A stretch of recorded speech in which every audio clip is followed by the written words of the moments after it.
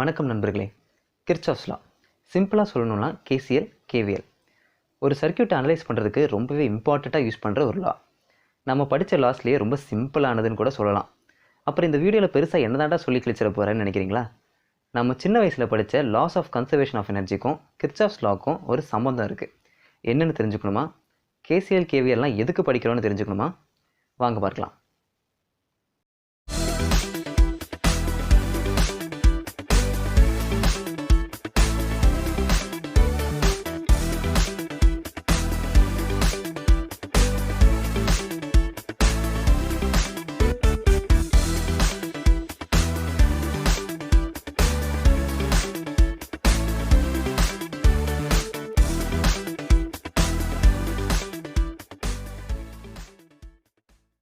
Kirchhoff's loss அப்படின்னு பார்த்தீங்க அப்படின்னு சொன்னால் உங்களுக்கு ரெண்டு லா இருக்குது. ஒன்று வந்து கரண்ட்டை பற்றியும், இன்னொன்று வந்து வோல்டேஜ் பற்றியும். நம்ம வந்து Kirchhoff's current law and Kirchhoff's voltage law KCL and KVL short ஃபார்மில் நம்ம வந்து படிச்சிருப்போம் இல்லைங்களா? இதை தான் வந்து இந்த வீடியோவில் வந்து இன்டெப்த்தாக பார்க்க போகிறோம். கிர்ச்சாஃப்ஸ் லா எங்கெல்லாம் யூஸ் பண்ண போகிறாங்க, அது என்ன அப்படின்னு சொல்லிட்டு நம்ம பார்ப்போம். So first Kirchhoff's current law வந்து பார்ப்போம். இல்லை ஜென்ரலாக வந்து கிர்ச்சாஃப்ஸ் லா பற்றி ஒரு ஒன்லைனர் மாதிரி நான் சொல்கிறேன். இந்த கிர்ச்சாஃப்ஸ் லா வந்து பார்த்தீங்க அப்படின்னு சொன்னால் உங்களுக்கு நீங்கள் வந்து சின்னதுலேருந்தே படிச்சிருப்பீங்க. ஃபிசிக்ஸில் வந்து கன்சர்வேஷன் ஆஃப் எனர்ஜி அப்படின்னு சொல்லிட்டு ஒரு கான்செப்ட் படிச்சிருப்பீங்க. கிட்டத்தட்ட அந்த கன்சர்வேஷன் ஆஃப் எனர்ஜியை பொறுத்து தான் வந்து இந்த கிர்ச்சாஃப்ஸ் லா வந்து உங்களுக்கு ரிலேட்டபிளாக வந்து ஓடிட்டுருக்கோம். ஓகேங்களா? எப்படி அப்படின்னு பார்த்தீங்க அப்படின்னு சொன்னால் கரண்ட் அண்ட் வோல்டேஜ் இது வந்து ஒரு பாயிண்டில் வந்து நீங்கள் ஒரு இன்புட்டாக வந்து கரண்ட்டை கொடுக்குறீங்க. ஒரு இடத்துல வந்து ஒரு பாயிண்டில் வந்து கரண்ட் வந்து உள்ளே போகுது அப்படின்னு சொன்னால் வெளியில் வரக்கூடிய கரண்ட்டும் வந்து கன்சர்வ்டாக இருக்கும். அதாவது உள்ளே எவ்வளோ போகுதோ அதே தான் வெளில வரும். எவ்வளோ வோல்டேஜ் கொடுக்குறோமோ அதே வோல்டேஜ் தான் வெளியே வரும் அப்படின்ற இந்த ஒரு கான்செப்டை தான் வந்து என்ன பண்ணுறோம் அப்படின்னு சொன்னால் கிர்ச்சாஃப்ஸ் லாவில் வந்து அவங்க வந்து ஸ்ட்ராங்காக பேஸ் பண்ணியிருப்பாங்க. ஓகேங்களா? ஸோ இந்த இதை வந்து மைண்ட் செட்டில் இந்த மைண்ட் செட்டோடு நீங்கள் வந்து கிர்ச்சாஃப்ஸ் லா பார்த்தீங்க அப்படின்னு சொன்னால் உங்களுக்கு வந்து இது வந்து ஏன் படிக்கிறோம் அப்படின்னு சொல்லிட்டு உங்களுக்கு ரொம்ப பிடிக்கும், உங்களுக்கு புரியும். கிர்ச்சாஃப்ஸ் லா பார்த்தீங்க அப்படின்னு சொன்னீங்கன்னா உங்களுக்கு இந்த லா வந்து ரொம்பவே சிம்பிளான விஷயம். எல்லாருக்குமே வந்து கிர்ச்சாஃப்ஸ் லா வந்து ரொம்ப ஈஸியாக வந்து புரியக்கூடிய, ஈஸியாக அதை சால்வ் பண்ணக்கூடிய ஒரு விஷயம் அப்படின்னு சொன்னால் கிர்ச்சாஃப்ஸ் லா. பட் வந்து அது ஆக்சுவலாக என்ன அப்படின்றத வந்து நீங்கள் தெரிஞ்சுக்கிட்டிங்கன்னா உங்களுக்கு வந்து சர்க்யூட் அனாலிசிஸ் பண்ணும்போது அந்த கான்செப்ட் வந்து படிக்கும் போது உங்களுக்கு வந்து இதுக்காக தான் இந்த இதை வந்து இப்படி பேசுகிறாங்க போல் அப்படின்னு சொல்லிட்டு ஒரு கிளியர் அண்டர்ஸ்டாண்டிங் கிடைக்கும். ஸோ அதுக்காக இந்த வீடியோ வந்து நீங்கள் பார்க்கலாம். ஃபஸ்ட்டு KCL வந்து நம்ம கொஞ்சம் இன்டெப்த்தாக பார்ப்போம்.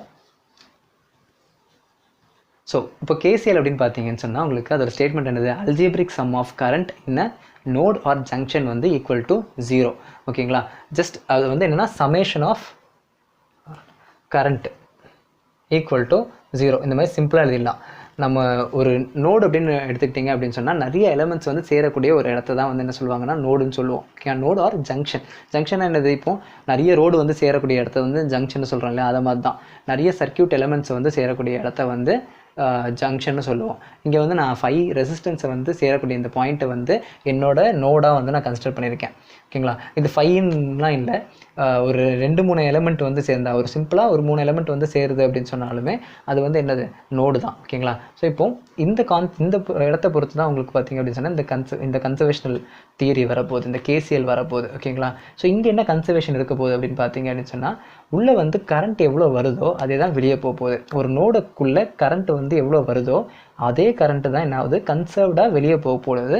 So input current equal to output current. இதுதான் வந்து ஜங்ஷன் KCLோட கான்செப்ட். ஓகேங்களா? ஸோ இப்போ வந்து பார்த்தீங்கன்னா உங்களுக்கு நார்மலாக உங்களோட ஃபார்முலாவே பார்த்தீங்க அப்படின்னு சொன்னால் உங்களுக்கு எவ்வளோ கரண்ட் டுவர்ட்ஸ் த ஜங்ஷன் பார்த்தீங்கன்னா equal to current away from your junction. ஓகேங்களா?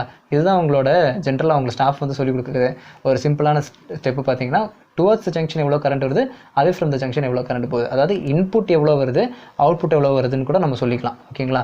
ஸோ இதுதான் வந்து பார்த்தீங்கன்னா KCL கன்சர்வ்டாக இருக்கக்கூடியது. ஸோ இது எப்படி எடுப்போம் அப்படின்னு பார்த்தீங்கன்னா இப்போ இதில் வரக்கூடியது I5ன்னு வச்சுக்கோம், இது I1, இது வெளியே போகுதுன்னு வச்சுக்கோம் I2, இது வெளியே போகுது I3, இது உள்ளே வருது I4ன்னு வச்சுக்கோம். ஓகேங்களா? ஸோ இதை பொறுத்து இது ஒரு சைன் கன்வென்ஷன்ஸ் அப்படின்னு பார்த்தீங்க அப்படின்னு சொன்னால் காலங்காலமாக எதை ஃபாலோ பண்ணுறோம் அப்படின்னு சொல்கிறோமோ அதுதான் வந்து கன்வென்ஷன். அதுக்கு வந்து ஃபேக்ட் ப்ரூஃப் வந்துட்டு எதுவுமே கிடையாது, இப்படி தான் இருக்கணும்னு கிடையாது. நம்ம இப்படி வந்து பழகிட்டாங்க, அதனால நான் இப்படியே யூஸ் பண்ணிகிட்டு இருக்கேன் அப்படின்றதெல்லாம் வந்து பார்த்திங்கன்னா கன்வென்ஷன் சொல்லுவோம். சைன் கன்வென்ஷன் இங்கே நம்ம என்ன பண்ணுறோம் அப்படின்னு சொன்னால், எப்படி வந்தால் அது வந்து பாசிட்டிவில் போடுவோம், எப்படி வந்தால் ப்ளஸ்ஸு சைன் போடுவோம், என்ன மாதிரி இருந்துச்சுன்னா அது மைனஸ் சைன் போடுவோன்றது தான். ஓகேங்களா? ஸோ இப்போ நான் வந்து கரண்ட் டுவர்ட்ஸ் த ஜங்ஷனை வந்து பாசிட்டிவாகவும் அவே ஃப்ரம் த ஜங்ஷனை நெகட்டிவாகவும் வச்சு சைன் கன்வென்ஷன்ஸ் வந்து சொல்லிட்டாங்க. ஸோ சைன் கன்வென்ஷன்ஸ்ன்றது வந்து நான் இப்படி வந்து பண்ணலாம் அப்படின்னு சொல்லிட்டு ஒரு காலத்தில் எவரோ ஒருத்தர் சொல்லிட்டு போயிட்டான். ஸோ நம்ம காலங்காலமாக ஃபாலோ பண்ணிகிட்டு இருக்கோன்றதுக்காக மட்டும்தான் அது வந்து டுவர்ட்ஸ்னா ப்ளஸ்ஸு அவேனா மைனஸு. நீ இதை மாற்றி போட்டு பண்ணிங்கன்னா அவ்வளோ, இதை வந்து மைனஸு இதை ப்ளஸ்ன்னு பண்ணாலும் உங்களுக்கு வரக்கூடிய ஆன்சர் நீங்கள் அனலைஸ் பண்ணக்கூடிய சர்க்யூட்டில் எந்த ஒரு ப்ராப்ளமும் இருக்க போகிறதில்ல. ஸோ அதுதான் வந்து கன்வென்ஷன், காலங்காலமாக ஃபாலோ பண்ணுறோம். ஓகேங்களா? ஸோ இப்படி வந்து ப்ளஸ் அண்ட் மைனஸ் வச்சு நம்ம வச்சுருக்கேன்னு வச்சுக்கோங்க. ஸோ இப்போ இது வந்து டுவர்ட்ஸ் த கரண்ட் வருதா இல்லை அவே ஃப்ரம் த கரண்ட் வருதான்றது, ஜங்ஷன் வருதான்றதை வச்சு நான் வந்து இப்போ கேசிஎல் கண்டுபிடிக்கிறேன்னு வச்சுப்போம். I1ன்றது வந்து பார்த்திங்கன்னா டுவர்ட்ஸ் த ஜங்ஷன் வருது. டுவர்ட்ஸ்னால் அப்போ பாசிட்டிவ் ப்ளஸ் I1. அடுத்து I2ன்றது அவே ஃப்ரம் த ஜங்ஷன் போகுது, அப்போது மைனஸ் I2. I3 அவே, அப்போ அவேனா மைனஸ் I3. I4 டுவர்ட்ஸ்னால் ப்ளஸ் I4. I5 டுவர்ட்ஸ்னா ப்ளஸ்ஸு ஈக்குவல் டு 0. இதோட சம் பார்த்திங்க அப்படின்னா இது வந்து எல்லாமே ப்ளஸ் கிடையாது, மைனஸும் வருதுன்றதுனால அல்ஜிப்ரிக் சம்னு சொல்கிறோம். ஓகேவா? சயின்ஸையும் கன்சிடர் பண்ணுறதுனால, டைரக்ஷனையும் கன்சிடர் பண்ணுறதுனால நம்ம என்ன சொல்கிறோம்னா அல்ஜிப்ரிக் சம் ஆஃப் கரண்ட்டுன்னு சொல்கிறோம். இன் அ ஜங்ஷன், ஒரு ஜங்ஷனில் இருக்கக்கூடிய டோட்டல் கரண்ட்டு, அல்ஜிப்ரிக் கரண்ட் உள்ளே வரதும் சரி வெளில போகிறதும் சரி மொத்தமாக நான் பார்த்தேன்னா அது டோட்டலாக என்னவாக இருக்கும்னா 0வாக தான் இருக்கும். அதாச்சு அந்த ஜங்ஷனில் எதுவுமே மிச்சம் இருக்காது, உள்ளே எவ்வளோ வருதோ மொத்தத்தையுமே வெளில தள்ளிடும். அப்படியே கன்சர்வ்டாக என்ன பண்ணுது, இன்புட்லேருந்து வரதை மொத்தத்தையும் அவுட்புட்டாக கொடுக்குது. அதனால தான் உங்களுக்கு வந்து பார்த்திங்கன்னா இது வந்து கேசிஎல்ன்றது ஒரு கன்சர்வேஷனல் கான்செப்டாக யூஸ் பண்ணுறோம். ஓகேங்களா? ஸோ இப்போ இதில் பார்த்தீங்கன்னா I1, I4, I5 இந்த மூணு ஒரு சைடு, I2, I3 மைனஸில் இருக்கலாம், அந்த சைடு போயிடும். ஸோ உங்களுக்கு எவ்வளோ உள்ளே வருதோ அது மொத்தமும் வெளியே போகும். இதுதான் உங்களுக்கு கேசிஎல். ஓகேங்களா?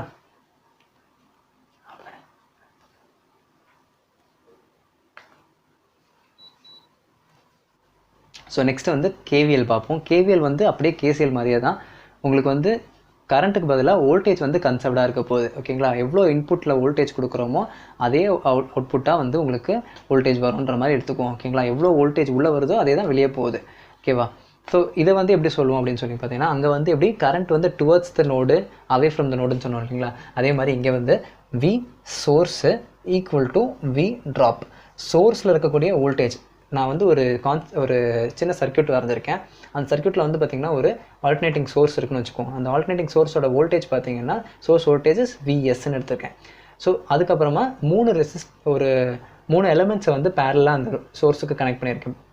ஒரு ரெசிஸ்டன்ஸ், ஒரு கெப்பாசிட்டன்ஸ், ஒரு இண்டக்டன்ஸை நான் வந்து அந்த சோர்ஸுக்கு பேரலாக வந்து கனெக்ட் பண்ணியிருக்கேன்.